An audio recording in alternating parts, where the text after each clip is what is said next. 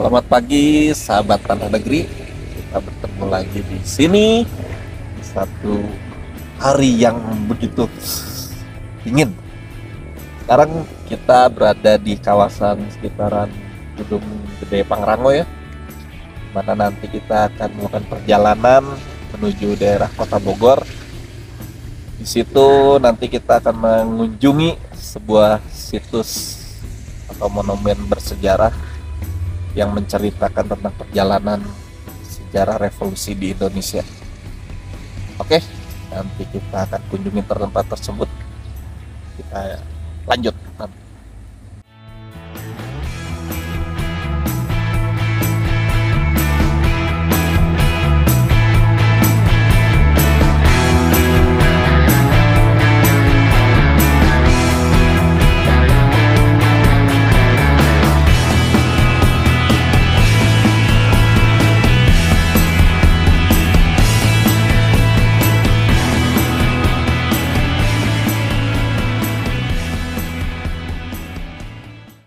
Oke, kawan tanah negeri, berhubung cuaca dingin dan perjalanan masih lumayan agak panjang, kita nongkrong dulu di sekitaran daerah Biung Gunung Puncak ya.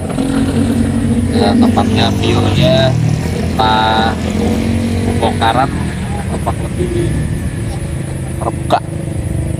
Oke, kita lanjut mobil nih.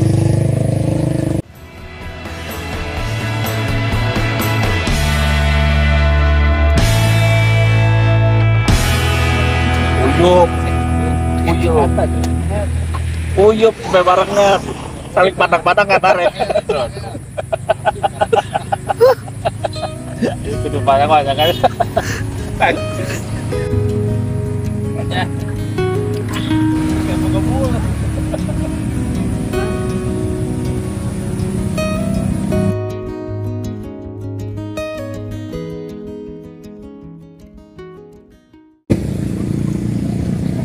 Oke, kita lanjutkan perjalanan kita menuju situs tersebut.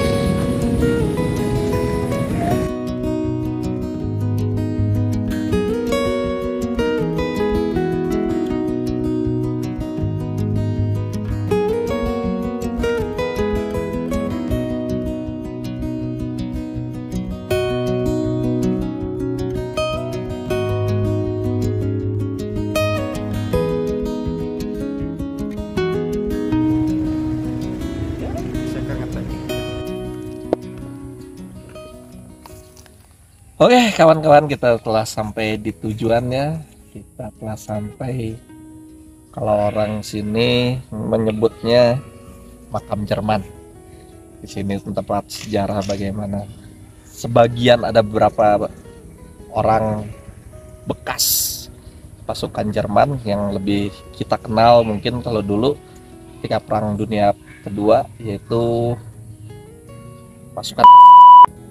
Nah, di sini di Bogor ini ada kuburannya, dan bagaimana mereka bisa terdampar di sini, nah itu nanti kita ceritakan dalam perjalanan ya. Oke.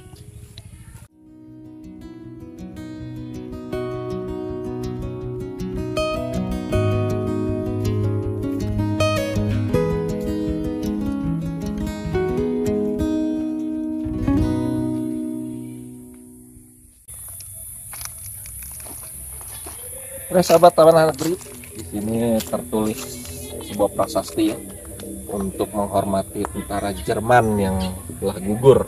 Kalau di sini dituliskannya, walaupun pada dasarnya ini bukan tentara Jerman asli yang datang sini, artinya bukan tentara nasionalnya, tapi tentara SS yang waktu itu terlibat dalam Perang Dunia Kedua, yang ikut serta dalam membantu tentara Jepang. Jadi kalau misalkan kita buka lagi sejarah, bahwa Perang Dunia Kedua ini khususnya itu diprakarsai oleh setidaknya 3 negara besar.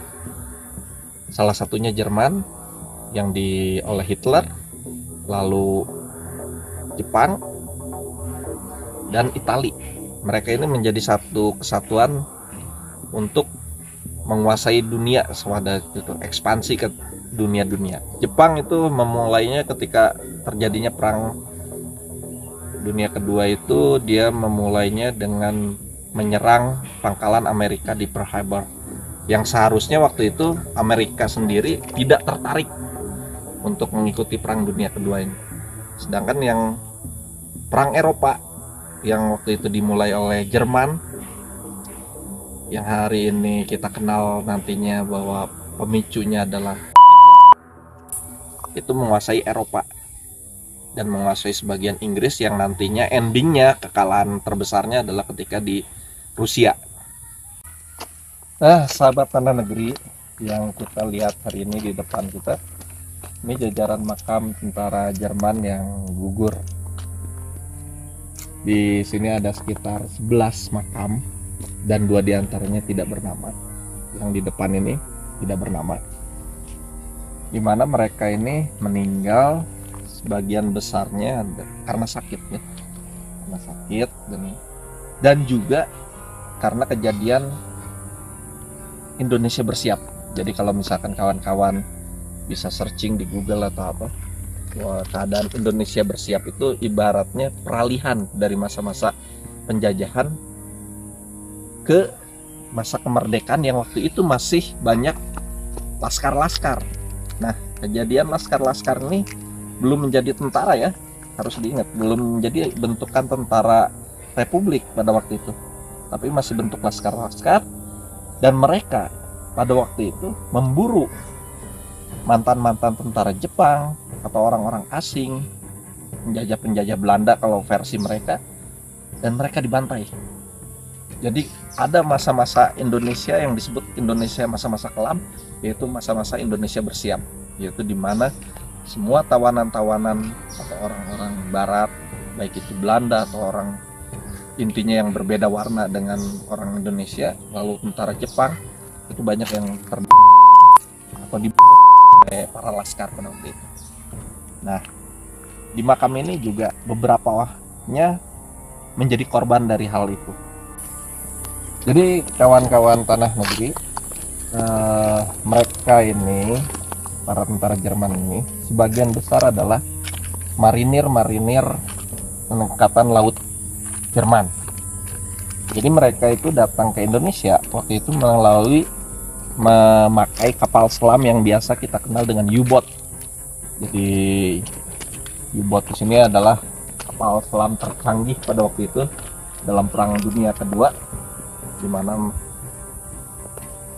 kapal selam tersebut banyak menjatuhkan atau menenggelamkan kapal-kapal musuh. Nah, di sini kenapa mereka ada di sini, tentara-tentara Jerman ini, adalah ketika mereka bekerja sama dengan Jepang atau penjajah Jepang pada waktu itu di Indonesia dalam membawa alat-alat perang. Jadi Jepang dan Jerman pada waktu itu bekerja sama dengan membawa alat-alat perang. Nah, ketika waktu itu mereka terjebak pada ketika kemerdekaan Indonesia setelah proklamasi, mereka tidak bisa kembali ke negaranya karena waktu itu pergolakan revolusi pejuang pada itu sedang tinggi-tingginya, sehingga mereka tertahan di PTPN 8 ini di daerah Bogor ini. Nah, oleh tentara sekutu waktu itu yang sekitar tahun 46 mulai masuk dengan melalui agresi militer pertamanya, mereka diberi tempat, atau kalau bahasa kita tahanan kota, dan mereka dipekerjakan di sini sebagai pegawai perkebunan sampai akhirnya mereka akhir hayatnya di sini. Cuma yang belum pernah kita telusuri adalah garis-garis keturunannya, apakah mereka masih ada di sini atau sudah kembali lagi ke Jerman.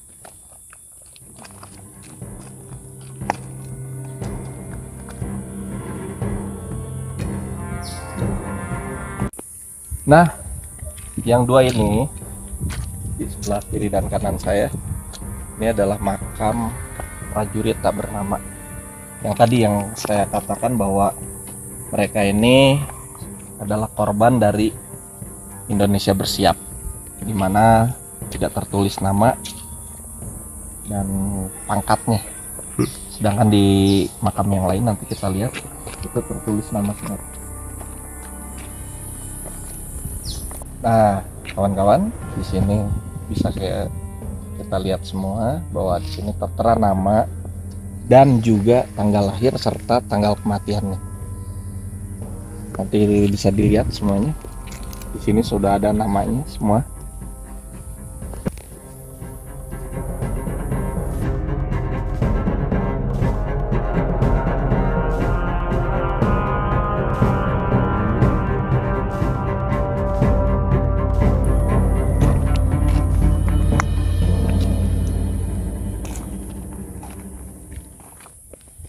Baik, sobat Tanah Negeri, mungkin di penghujung dari cerita ini adalah bagaimana kita mengetahui sejarah makam Jerman yang mungkin sebagian orang tidak tertulis dalam buku sejarah itu sendiri.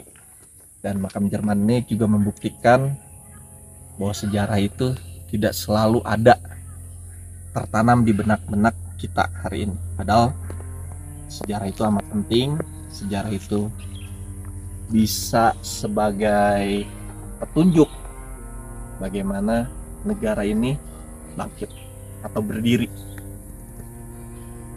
Dari cerita makam Jerman inilah kita juga akan tahu bagaimana masa-masa kelam Indonesia bersiap sekitar tahun 45 sampai 47-an.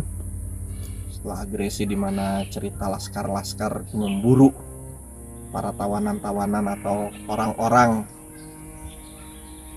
barat, baik itu Jepang, yang intinya dengan label penjajah yang mereka pahami itu untuk dibunuh. Dan nantinya setelah perjalanan kita di makam Jerman ini akan banyak sekali sejarah yang akan kita ulik lagi di tataran tanah Jawa Barat ini, baik itu tentang kerajaannya ataupun tentang sejarah perjuangan dari mulai kemerdekaannya. Itu akan kita ulik.